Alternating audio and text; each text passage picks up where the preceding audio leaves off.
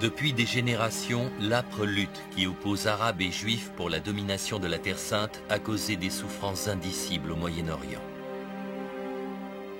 On affirme souvent que la crise a débuté avec l'émigration juive en Palestine et la création de l'État d'Israël. Pourtant, le conflit a pris racine bien avant, avec le double jeu des Britanniques durant la Première Guerre mondiale. C'est une histoire d'intrigues entre empires rivaux, de stratégies erronées, de promesses contradictoires faites aux Arabes et aux Juifs, ouvrant la succession de bains de sang qui a scellé le sort du Moyen-Orient.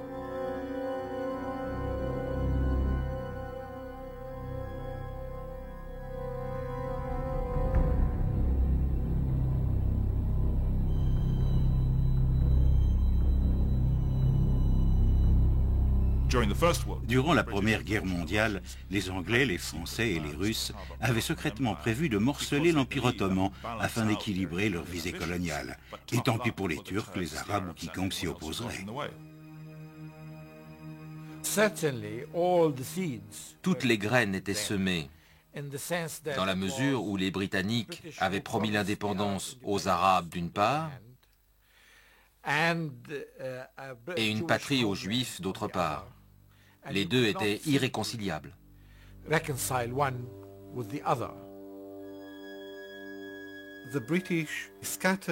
Les Britanniques distribuaient les promesses à tous ceux qui pouvaient leur être utiles, sans penser aux conséquences. La duplicité et le double jeu des Anglais ont beaucoup fait pour installer le conflit en Palestine. Durant un conflit, on n'est pas avare d'offres généreuses pour les futurs accords de paix. Mais lorsqu'on arrive à la table de conférence, à la fin de la guerre, et qu'il faut honorer ses engagements, on doit décider où sont ses intérêts. Les Anglais voyaient le Moyen-Orient comme le rempart occidental de leur domination aux Indes et en Asie en général. La genèse de l'engagement de la Grande-Bretagne au Moyen-Orient et de la lutte qui s'ensuivit entre Juifs et Arabes découle de son passé colonial. Au début du XXe siècle, le roi Édouard VII règne sur un vaste empire dont les intérêts s'étendent dans le monde entier. Les Indes prenaient une importance croissante.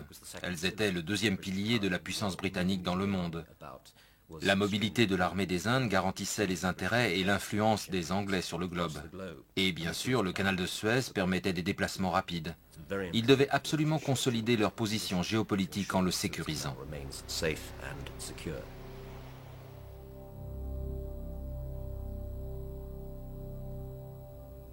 Dans ce but, la Grande-Bretagne est la première puissance européenne à s'établir solidement au Moyen-Orient. Dans les principautés du Golfe Persique, à Aden et en Égypte.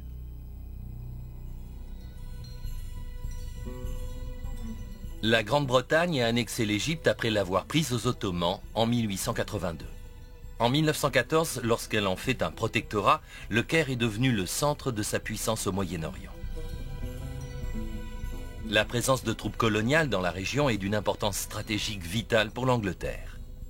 Car le sultan Mohamed V, qui règne sur l'Empire ottoman, a fait alliance avec sa rivale la plus redoutée, l'Allemagne.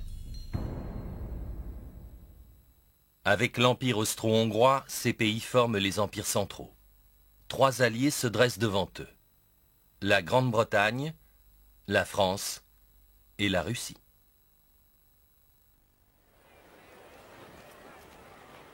Depuis la capitale des Ottomans, Constantinople, en Turquie, le sultan règne sur le dernier grand empire islamique qui vit la phase finale de son déclin depuis des décennies.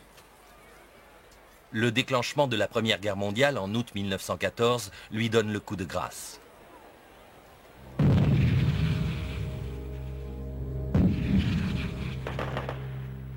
En Europe, l'avance rapide des Allemands est stoppée par les Anglais et les Français sur le front ouest.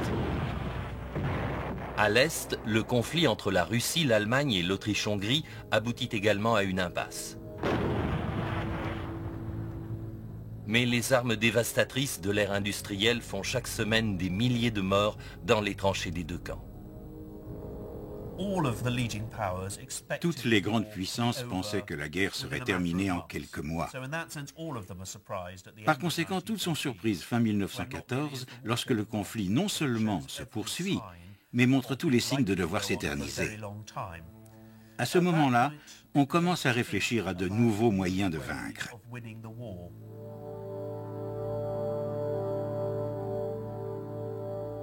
Pour Asquith, le Premier ministre anglais, l'impasse militaire en Europe incite à élargir le conflit.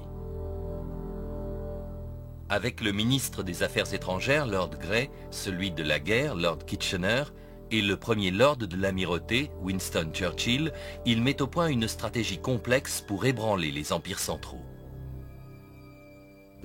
C'était une guerre mondiale et les Anglais voyaient le Moyen-Orient dans ce contexte mondial. Ils avaient toujours été partisans de l'utilisation de moyens détournés, comme on disait péjorativement, la stratégie indirecte, l'attaque de ce que Churchill appelait le point faible de l'ennemi. Et pour eux, le point faible, c'était la Turquie. Le plan britannique comprend deux volets, une diversion militaire et une utilisation dévoyée de la diplomatie, incluant corruption, subversion et double jeu. Tous ces moyens sont concentrés sur le maillon faible de l'ennemi, l'Empire des Ottomans. La diplomatie a toujours eu une dimension secrète. Reste à savoir où finit la discrétion et où commence la conspiration. Avant et pendant la Première Guerre mondiale, il y a eu des négociations très intenses entre les grandes puissances coloniales, françaises, russes, anglaises, impliquant aussi les Italiens, sur ce qu'elles feraient à la fin de la guerre quand l'Empire ottoman éclaterait.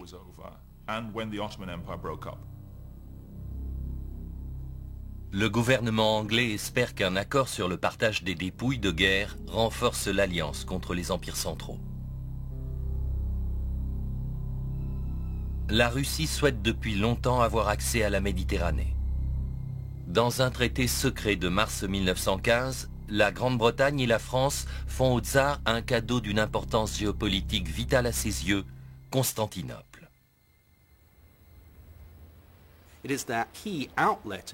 C'est pour les Russes une ouverture essentielle sur le monde et sur la Méditerranée. Et bien sûr, Français et Anglais s'opposaient depuis toujours.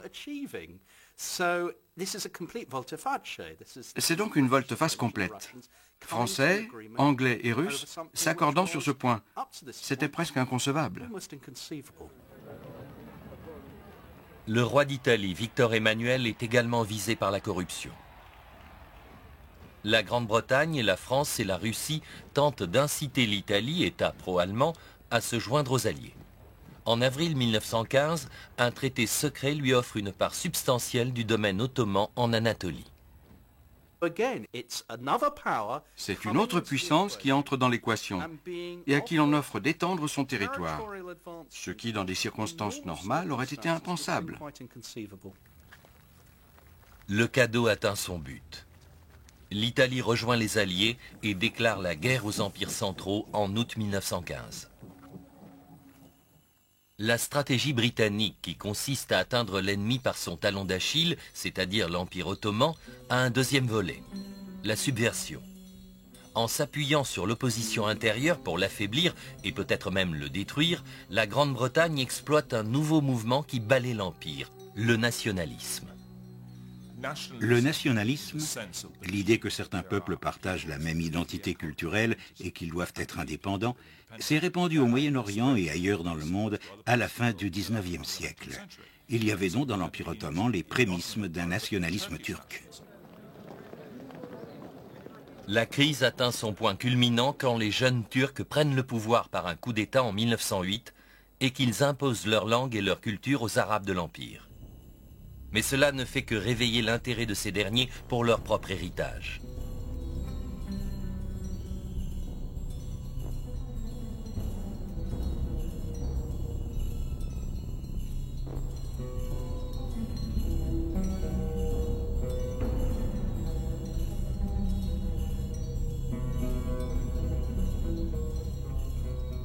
Mille ans auparavant, les Arabes ont apporté leur technologie et leur littérature à l'Ouest, et leur religion, l'islam, s'est répandue dans presque toute l'Asie, l'Afrique du Nord et le sud-ouest de l'Europe. L'idée de retrouver cette grandeur historique hante la conscience des intellectuels. Au début de la Première Guerre mondiale, l'antagonisme entre Arabes et Turcs s'est intensifié.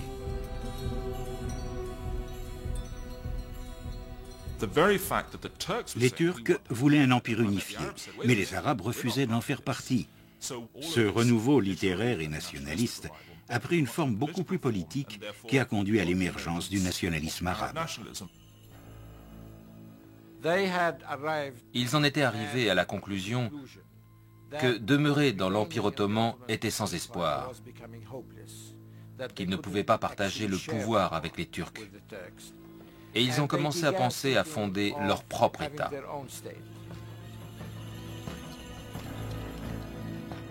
Été 1915. Les services de renseignement anglais confirment que le mouvement nationaliste arabe représente la brèche que le gouvernement attendait. La Grande-Bretagne et son alliée française envoient des officiers pour sonder les chefs de tribus. Les Français et les Anglais ont entrepris de séduire différents chefs arabes. Ils leur disaient « Rangez-vous à nos côtés et nous vous donnerons l'indépendance. Quittez les Ottomans ». Et plusieurs ont été tentés. S'ils pensaient vraiment y gagner leur indépendance, pourquoi ne pas prendre le parti des Européens contre les Ottomans ? L'idée est d'inciter les Arabes à la révolte contre leur suzerain et de créer une diversion, ce qui bloquerait les empires centraux au Moyen-Orient.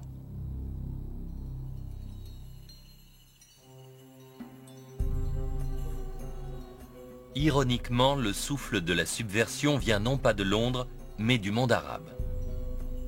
Du Hedjaz, plus précisément, en Arabie occidentale, dont le souverain, le shérif Hussein, est déterminé à étendre son domaine politique et géographique.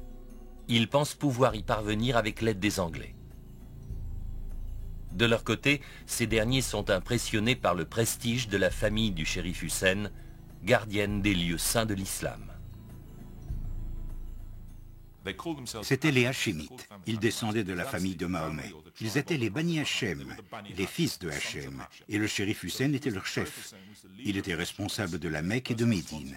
Bien qu'il ait travaillé pour les Ottomans avant la guerre, une fois les hostilités déclarées, il a saisi sa chance.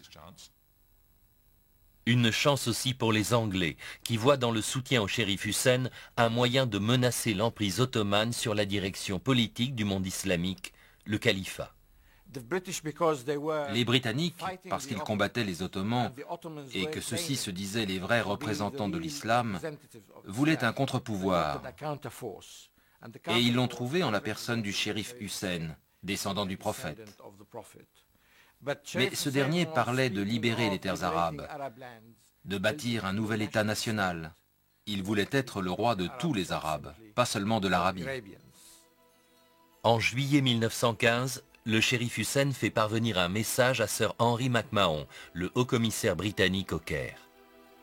Il offre de lever une armée considérable contre les Ottomans en échange du soutien anglais à l'indépendance arabe. Dans la correspondance secrète qui s'ensuit, on fait comprendre à Hussein qu'il peut compter sur l'appui britannique pour réaliser certaines de ses ambitions en cas de défaite ottomane.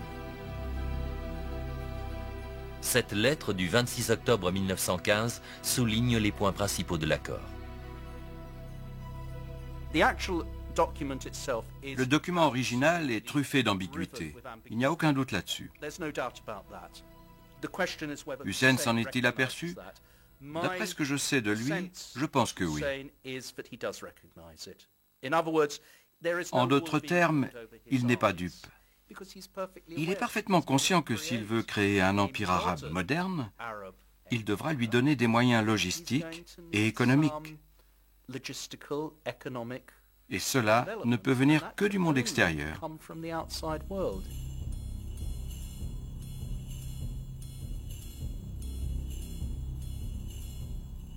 Prenant les assurances britanniques pour argent comptant, Hussein et ses fils, Faisal et Abdullah, rassemblent une force importante.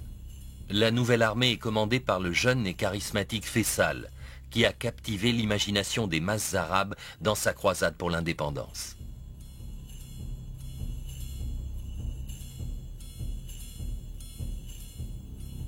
Mais au moment même où Hussein et Faisal mobilisent leurs troupes, les Anglais se préparent à les duper. À Londres, au printemps 1916, l'Angleterre négocie avec la France la future carte du Moyen-Orient. Derrière des portes closes, Sir Mark Sykes, du ministère des Affaires étrangères britannique, rencontre son homologue français, François-Georges Picot. En cas de victoire, les Anglais savent qu'il est indispensable d'offrir à la France une part des dépouilles de l'Empire ottoman. Du côté anglais, on était conscient que les Français avaient fait de tels sacrifices qu'on ne pouvait ignorer leurs ambitions. Ils étaient déterminés à obtenir leur part historique du Levant. Campés devant la carte du Proche-Orient, Sykes et Picot délimitent eux-mêmes les régions qu'ils souhaitent voir sous leur contrôle. Leur marché secret est un véritable dépeçage de la région. Dans la zone A pour les Français et B pour les Anglais, les puissances coloniales comptent exercer le pouvoir indirectement.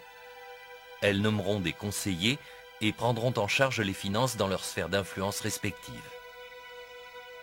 Ensuite, il y a la région colorée en bleu, qui doit être administrée directement par la France. Elle comprend ce qu'on appelle à l'époque la Grande Syrie, où les Français ont une longue histoire d'intérêts commerciaux et religieux. Quant à la partie en rose, connue comme l'Irak, avec ses ports stratégiques, ses chemins de fer et son pétrole, elle sera sous l'autorité britannique. La zone en jaune représente la Palestine. On compte en faire une zone internationale à l'exclusion de Haïfa.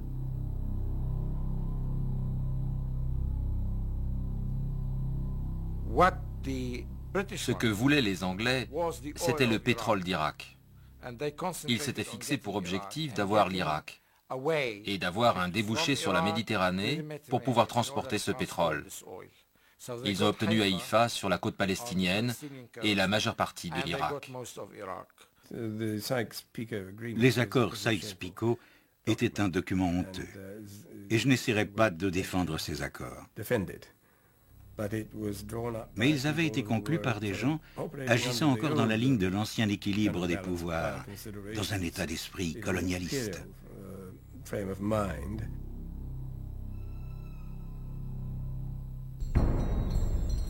Ignorant ce qui se trame derrière leur dos, Hussein et Faisal proclament l'indépendance et en juin 1916, ils attaquent les troupes turques. C'est le début de la révolte arabe contre les Ottomans.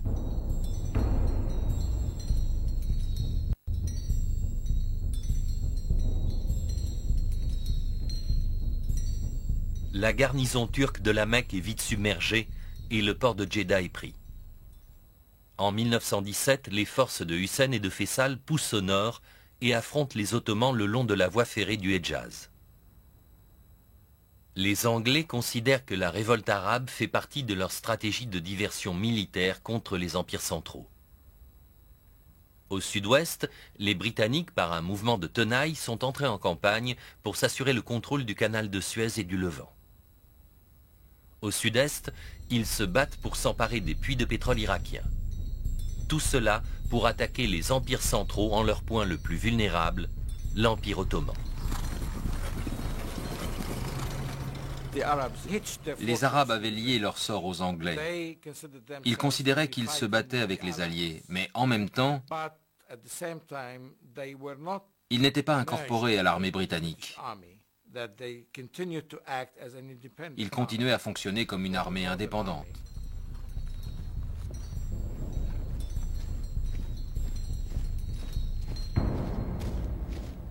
Tandis que l'armée arabe avance vers le nord, le général anglais Allenby traverse le canal de Suez et au printemps 1917, ses troupes atteignent les limites de la Palestine.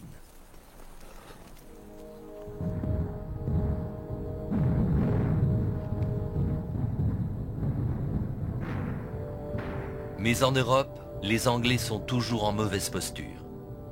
La tentative de percer des lignes allemandes dans la Somme a fait gagner bien peu de terrain en regard des pertes colossales en vie humaine.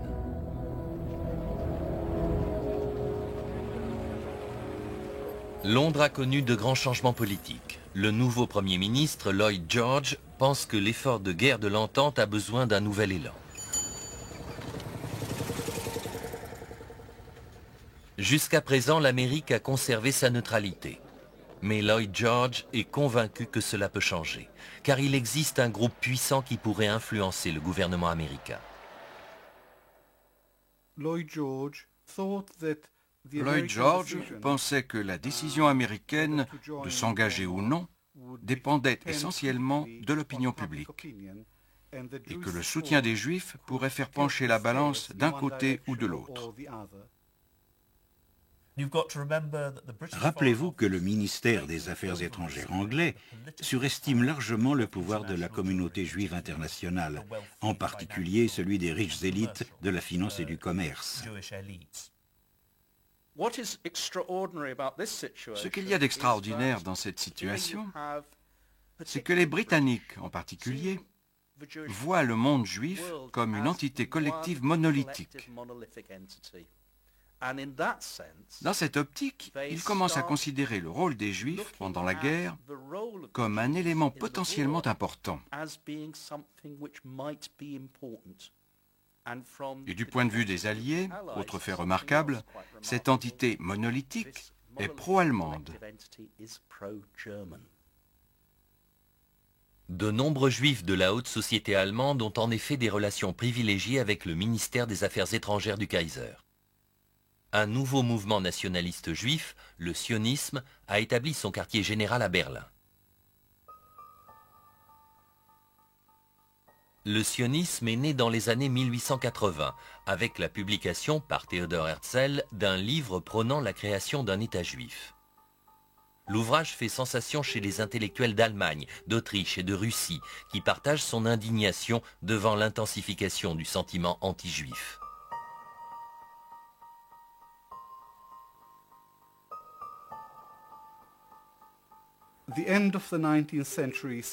La fin du XIXe siècle a vu la montée de l'antisémitisme dans toute l'Europe, en Autriche, en Allemagne, en France, mais surtout en Europe de l'Est, en Pologne et en Russie. Les pogroms contre les Juifs en Russie avaient entraîné l'établissement des Rovevei Zion, les amants de Sion, des sociétés qui, dans de nombreuses villes russes, ont commencé à promouvoir, à financer et à parrainer la colonisation et l'immigration en Palestine.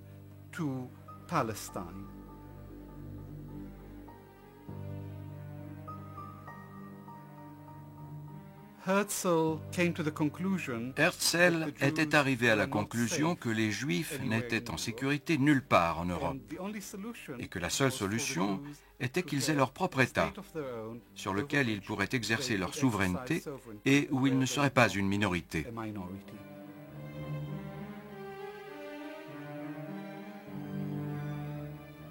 L'autre attrait du sionisme, c'est la façon dont il cadre avec les aspirations historiques des Juifs.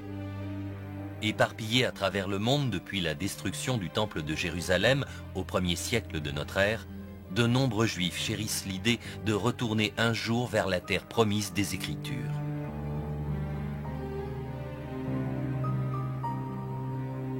En fait, il existe déjà un petit noyau de Juifs autochtones en Palestine. Mais même avec l'installation de colonies pendant toute la fin du XIXe siècle, la communauté juive tout entière représente à peine 8% de la population en 1914.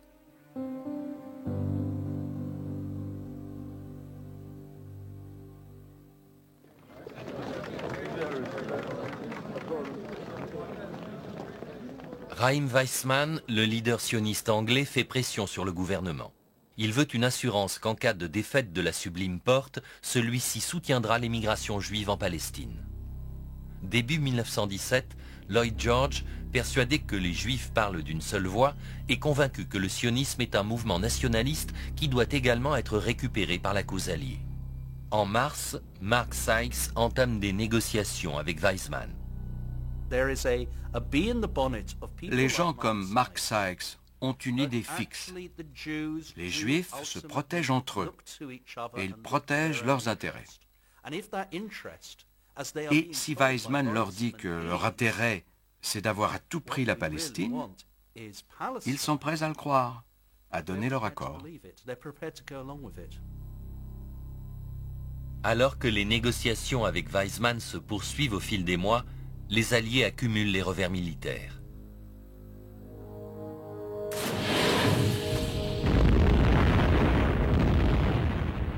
La campagne sous-marine allemande porte de rudes coups à la flotte marchande britannique. Et malgré l'entrée en guerre des États-Unis aux côtés des Alliés, le président Woodrow Wilson n'est pas disposé à envoyer des troupes nombreuses.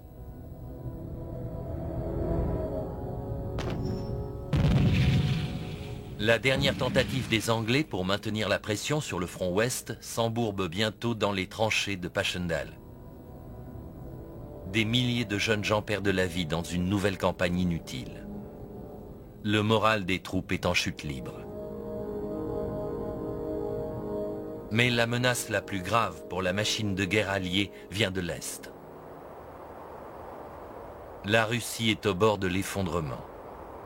Les Allemands lui ont infligé des défaites écrasantes et le pays, épuisé par la guerre, se désintègre à force de pénuries alimentaires, de grèves et de manifestations. Lorsque la révolution détrône le tsar, l'Angleterre et la France sont sérieusement alarmées. Le fait est qu'avec la chute de la Russie tsariste et de son effort de guerre, les Allemands ont virtuellement gagné la Première Guerre mondiale, à moins que les Américains n'interviennent. Il est impossible que les Anglais et les Français vainquent les Allemands par leurs propres moyens.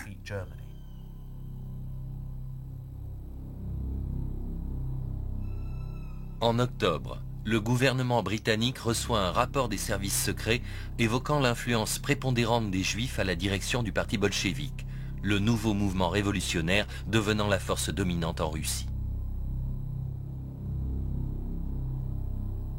Lloyd George craint que les communistes ne se désengagent du conflit.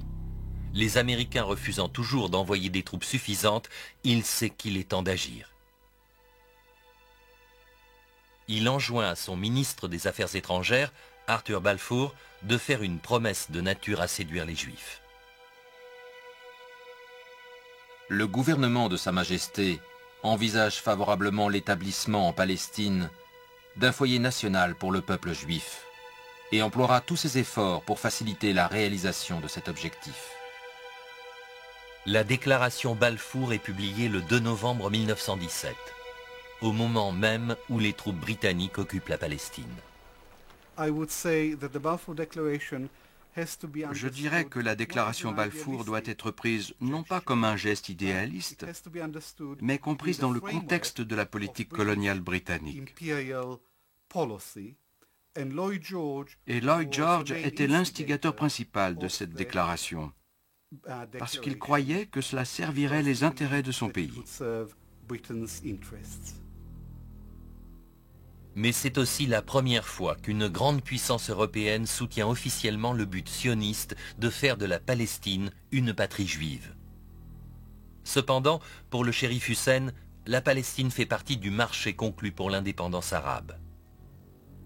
Anticipant l'indignation de son peuple à la perspective d'une patrie juive dans une province largement arabe, la déclaration Balfour affirme aussi: rien ne sera fait qui puisse porter atteinte aux droits civils et religieux des collectivités non juives existant en Palestine. Néanmoins, la déclaration semble exprimer l'appui britannique à l'émigration juive. Il y avait à peine 80 000 juifs sur une population de 700 000 personnes en Palestine.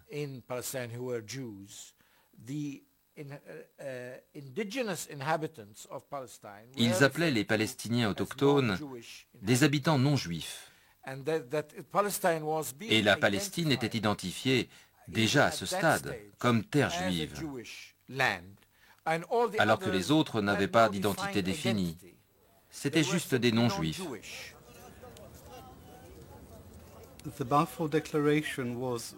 La déclaration Balfour était ce qu'elle était, une déclaration. Ce n'était pas un traité, ce n'était pas un accord signé. C'était une déclaration soutenant l'établissement d'un foyer national pour le peuple juif en Palestine. En fait, le seul traité que l'Angleterre ait signé sur la Palestine, ce sont les accords secrets Sykes-Picot avec la France. Le 7 novembre, quelques jours après la déclaration Balfour, les bolcheviks prennent le pouvoir en Russie. Lloyd George espère qu'elle aura l'effet escompté, apaiser les Juifs de la direction du parti. Que sont-ils censés vouloir à tout prix en tant que Juifs?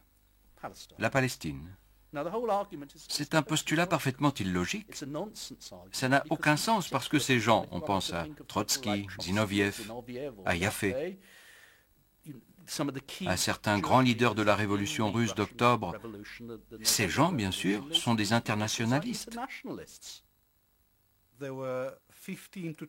Il y avait 15 à 20 juifs aux échelons supérieurs du parti.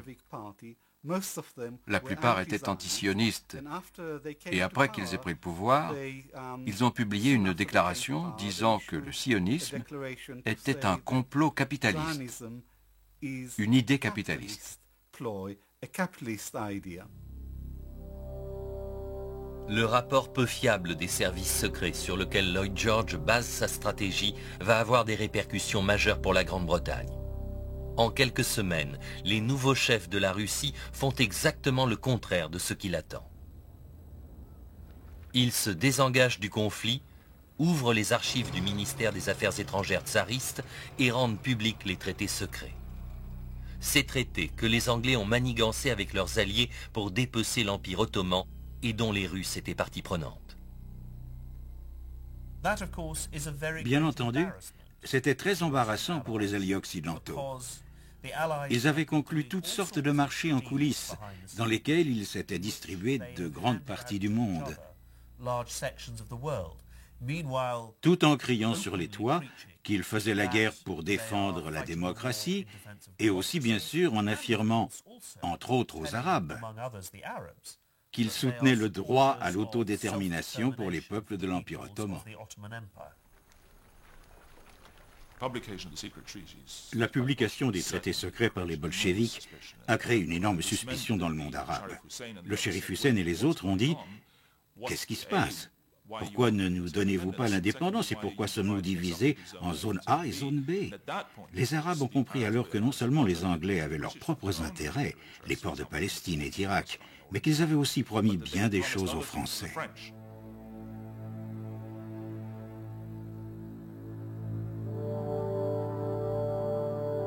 C'est dans ce climat de confusion et de suspicion chez les Arabes que le général Allenby entre dans Jérusalem, accompagné de Sykes, Picot et de nombreuses autres personnalités alliées.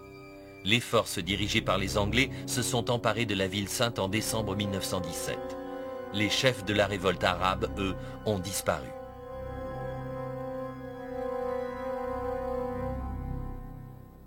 Craignant que Hussein et Faisal ne perdent courage, le gouvernement leur envoie un message réaffirmant l'engagement britannique en faveur de l'indépendance arabe. Il sera donné au peuple arabe toutes les opportunités de former à nouveau une nation. Ceci ne peut être réalisé que par l'unification des Arabes. La Grande-Bretagne et ses alliés poursuivront une politique ayant cette unité pour objectif. Hussein reste loyal envers les Alliés parce qu'il veut croire aux promesses anglaises d'indépendance. Mais il parle de régler ses comptes après la guerre.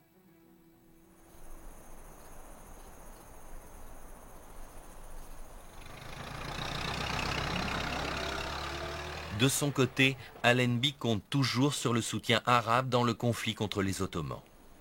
Mais à présent que Jérusalem est occupée par les Anglais, un parti prend l'initiative.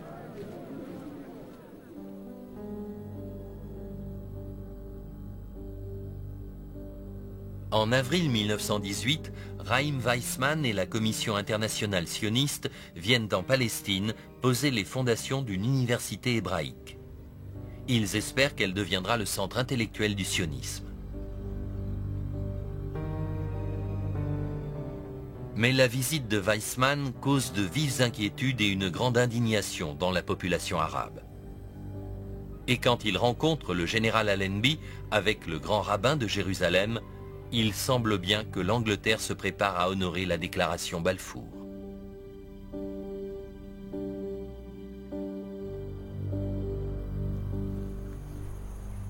6 mois plus tard, les hommes d'Allenby entrent à Damas. Avec leur allié, l'armée du nord de Faisal, ils ont repoussé les troupes ottomanes à travers la Palestine jusqu'en Syrie.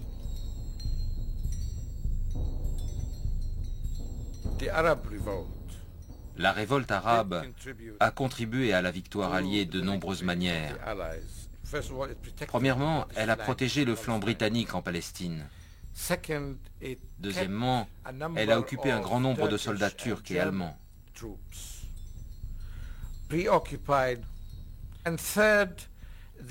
Et troisièmement, les Anglais n'auraient jamais pu légitimer ce qu'ils faisaient sans l'aval d'une force arabe spécifique.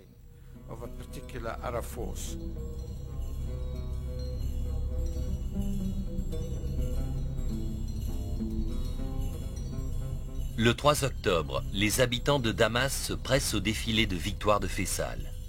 S'il doit prendre le pouvoir, il sait que sa présence est indispensable. Il doit être vu par le peuple comme son libérateur.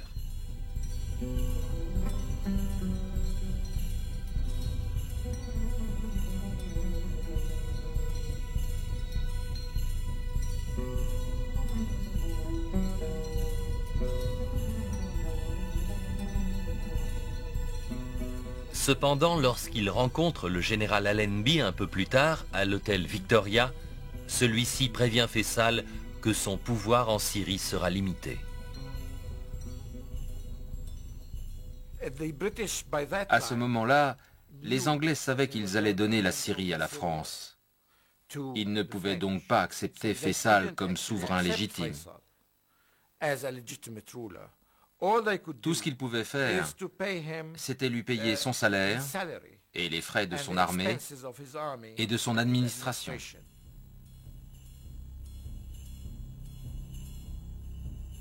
Nullement intimidé par les avertissements d'Allenby, Faisal prend le titre de gouverneur de Damas. Avec le soutien de son père, le shérif Hussein, il entreprend la création d'un réseau d'influence dans le but d'établir un État arabe indépendant. Le 31 octobre, la sublime porte capitule.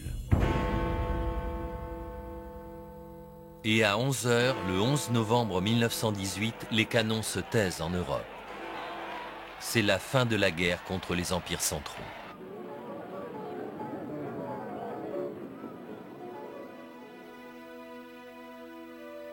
La conférence de la paix de Versailles s'ouvre en janvier 1919. Les représentants des alliés victorieux, comme le Premier ministre français Georges Clemenceau et le président américain Woodrow Wilson, se réunissent pour décider du sort des territoires des empires vaincus.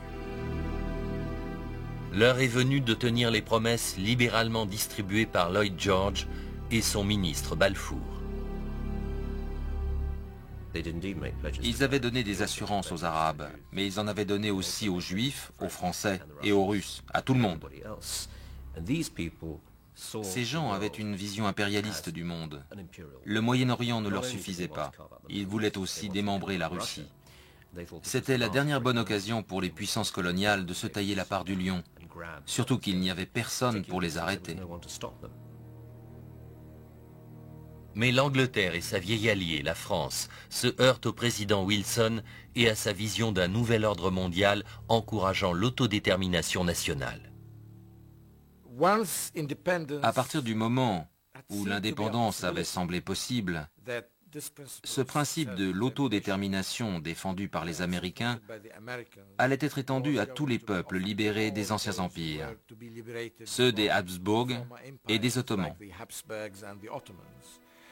Ce que voulaient les Palestiniens, c'était un État indépendant. Faisal vient de Damas plaider la cause arabe. Mais l'avenir de la Palestine et du Moyen-Orient fait partie des promesses faites par l'Angleterre à la France dans le découpage Sykes-Picot.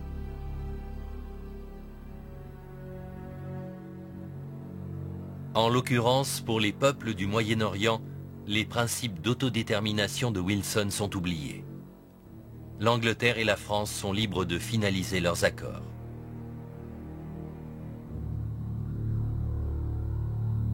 Mais que deviennent les promesses des Anglais aux Juifs à propos de la Palestine? À Versailles, au cours des négociations avec les États-Unis, la France et l'Italie, Balfour écrit dans une note confidentielle « Les 4 grandes puissances sont engagées en faveur du sionisme. Et le sionisme, bon ou mauvais, est ancré dans des traditions millénaires, dans des besoins actuels et dans des espoirs futurs d'une bien plus grande importance que les désirs ou les préjugés des 700 000 Arabes qui vivent sur cette terre antique. » Cela ressemble à une pleine adhésion au sionisme. Pourtant, quelques articles plus loin, Balfour sous-entend des intentions beaucoup plus cyniques. En ce qui concerne la Palestine, les puissances n'ont fait aucune déclaration de politique, du moins par écrit, qu'elles n'aient toujours eu l'intention de violer.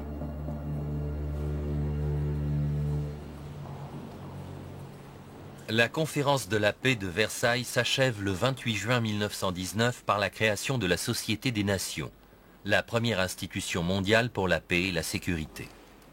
Le traité précise que les territoires arabes et autres, cédés par l'Empire ottoman défait, seront administrés par mandat, ce qui signifie que la Grande-Bretagne et la France ont tout pouvoir d'imposer leur autorité sur ces pays.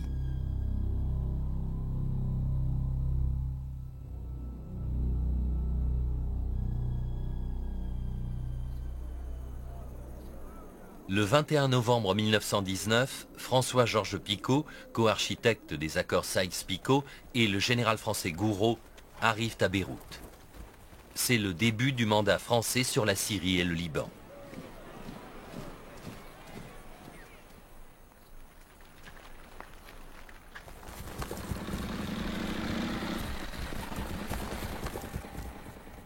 Les forces britanniques qui occupaient la région depuis qu'elles en avaient chassé les Turcs durant les derniers mois de la guerre transmettent le pouvoir aux Français, honorant ainsi leurs engagements.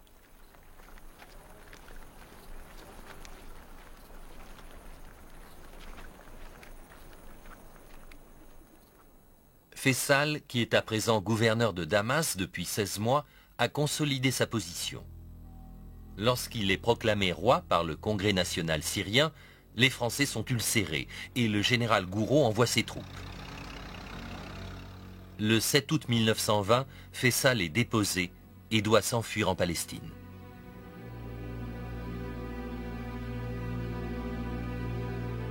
Pour les Européens, la promesse d'un État unique et indépendant faite au shérif Hussein et à son fils n'est plus qu'un vague souvenir. La question des sphères d'influence signifiait que cette prétendue volonté d'accepter un État arabe unique était sérieusement chancelante. De plus, la réalité de l'établissement d'une zone française et d'une zone anglaise revenait à planter les graines de la partition. Il y avait donc deux facteurs, le refus de l'indépendance et le refus de l'unité de la région. Les frontières et les gouvernements des États du Moyen-Orient qui se dessinent portent la marque des accords Sykes-Picot. Le mandat français Syrie-Liban comprend la moitié de l'ancienne province ottomane de Grande Syrie. L'autre moitié passe sous mandat britannique. C'est la Transjordanie et la Palestine. À l'est, la région de la Mésopotamie, avec les champs de pétrole de Mossoul, est donnée aux Anglais. C'est le mandat sur l'Irak. C'est toute l'importance des accords Sykes-Picot. Diviser ce qu'on appelait le croissant fertile entre l'Irak et la Syrie et laisser les Anglais avoir accès au pétrole de la région pour qu'ils puissent l'exploiter.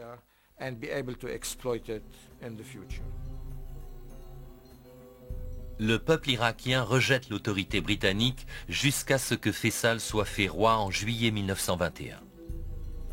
L'Angleterre espère que les pouvoirs limités qui lui sont dévolus satisferont les exigences d'indépendance frustrées des Arabes. Mais le shérif Hussein attend plus des Britanniques. Il n'avait jamais abandonné l'idée que les Anglais lui avaient promis l'indépendance, pas seulement en Arabie, mais aussi en Syrie et en Irak. Et il voulait qu'ils tiennent leurs promesses. Le shérif Hussein ne réalisera que partiellement son rêve d'un royaume arabe gouverné par les Hachémites. Car si son autre fils Abdullah devient roi de Transjordanie, leur vieux rival, Ibn Saoud, chasse les Hachémites du Hedjaz en conquérant toute la péninsule arabe.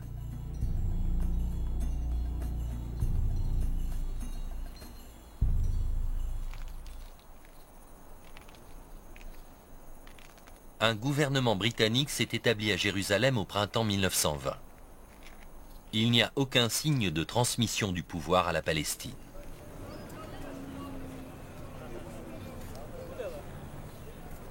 La Palestine est une terre sacrée pour 3 religions. Les Juifs y forment une petite minorité qui vit en harmonie avec les chrétiens et la vaste communauté musulmane depuis des siècles.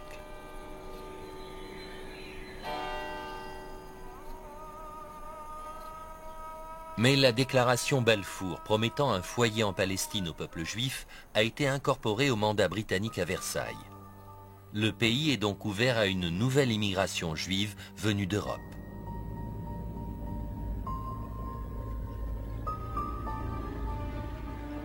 Les manifestations de soutien sionistes donnent à penser que les Anglais vont tenir leur parole envers les Juifs et ignorer les espoirs d'indépendance des Palestiniens.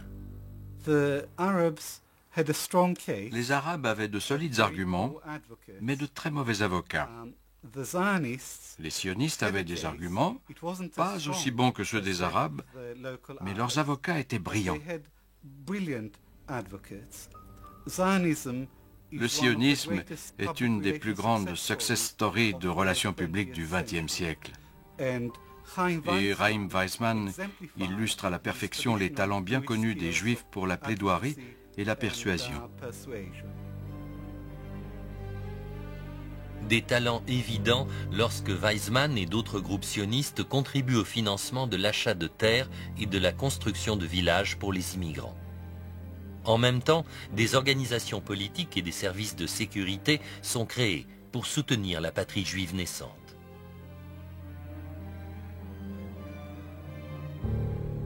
La communauté arabe de Palestine est ulcérée.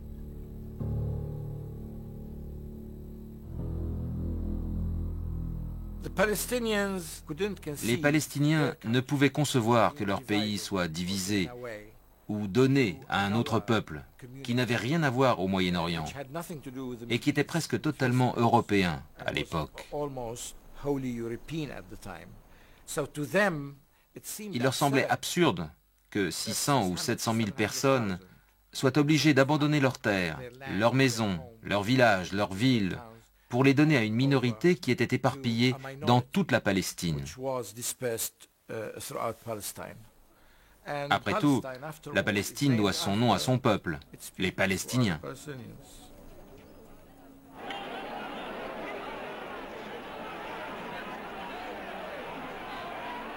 En 1925, Arthur Balfour visite les nouvelles colonies juives de Palestine. Bien qu'il soit fêté comme un héros de la cause sioniste, l'immigration des Juifs européens va avoir des conséquences imprévues sur la domination britannique dans le pays. À mon avis, la déclaration Balfour a été l'une des plus graves erreurs de l'histoire coloniale britannique. Elle engageait l'Angleterre à soutenir le nationalisme juif en Palestine après la guerre et ne lui a rapporté aucun bénéfice immédiat.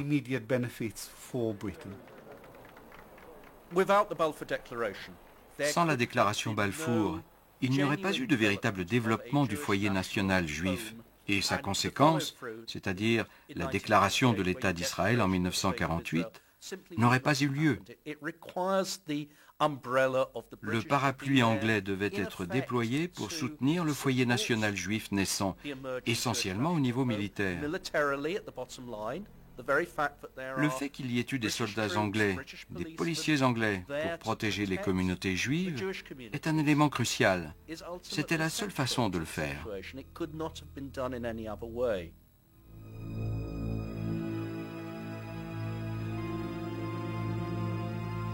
Pendant les années 30 et 40, années de la persécution nazie et de l'Holocauste, l'immigration juive en Palestine augmente rapidement. Mais ce qui est perçu comme une incursion étrangère par les Arabes et comme l'accomplissement d'un devoir historique par les Juifs mène rapidement à la polarisation et à la violence. En réponse aux attentats terroristes des Arabes, les Anglais limitent l'immigration, une politique qui ne fait qu'exacerber le terrorisme juif.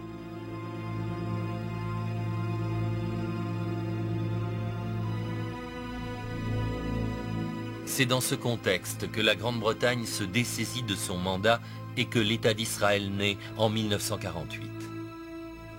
Lorsque le premier d'une longue série de conflits éclate entre le nouvel État et ses voisins, des milliers de Palestiniens arabes fuient leur pays.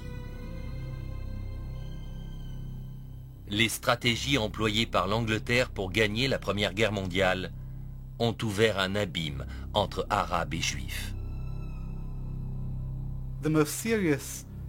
La conséquence la plus grave de la politique anglaise durant la guerre a été d'encourager à la fois le nationalisme arabe et le nationalisme juif. Après la Première Guerre mondiale, la Grande-Bretagne s'est retrouvée avec un héritage de double jeu et de trahison qui allait la hanter pendant longtemps. Il est évident que cela a joué un rôle dans la division du monde arabe en plusieurs États, dans la création de l'État d'Israël et dans la frustration des attentes des Arabes. Ce serait une erreur de prendre les accords Sykes-Picot comme excuse pour les problèmes actuels du Moyen-Orient. Mais oui, ce que nous voyons aujourd'hui résulte des doubles jeux de la Première Guerre mondiale et des espoirs frustrés de cette période.